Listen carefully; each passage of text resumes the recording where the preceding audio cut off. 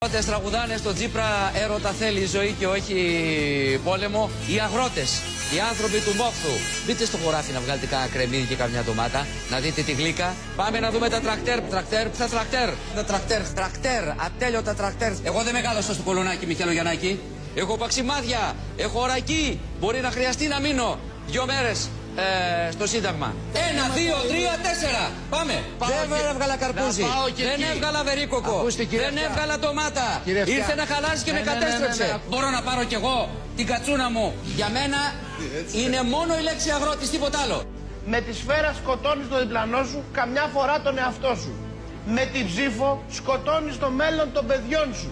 Πήγανε λοιπόν ο φίλος μου εκεί από την Κρήτη που μας είπε πριν το δεκάρικο και ψηφίσαν στα Χανιά 70% όχι. Ψηφίσαν σε εκλογές 60% ΣΥΡΙΖΑ. Ωραία λοιπόν. Αφού δεν θέλατε να βάλουμε την Ελλάδα σε τάξη και ψηφίσατε αυτούς που χρέωσαν την Ελλάδα σε ένα χρόνο 15 δισεκατομμύρια.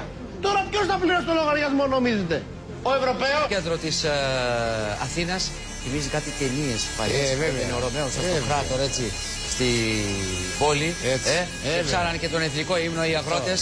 Με αυτό θα πάμε σε διάλειμμα, φίλες και φίλοι. 6 και 10 το απόγευμα. 6 και 10 το απόγευμα. Εγώ τους συνάντησα νωρίτερα από το πρωί. Μπράβο.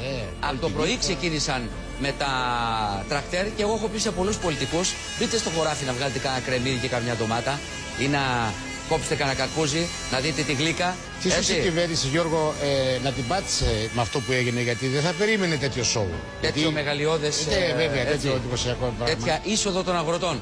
Χωρίς. Αυτό είναι έργο του Βαγγέλη Μπούτα, ο οποίος το διαπραγματεύτηκε με τον Κουρουπλή, με τον Τόσκα και αυτά. Και είδες με πόση τάξη μπήκανε και βγήκαν. Και να δούμε και ο Πρωθυπουργός ότι έχει βάλει αυτό σε δά. Θα τη βγάλουμε εμείς τη λεμιτόμα από το λαιμό μας και θα τη βάλουμε στο δικό του. Μην νομίζετε ότι θα τις αφήσουμε. Είμαστε πολλοί.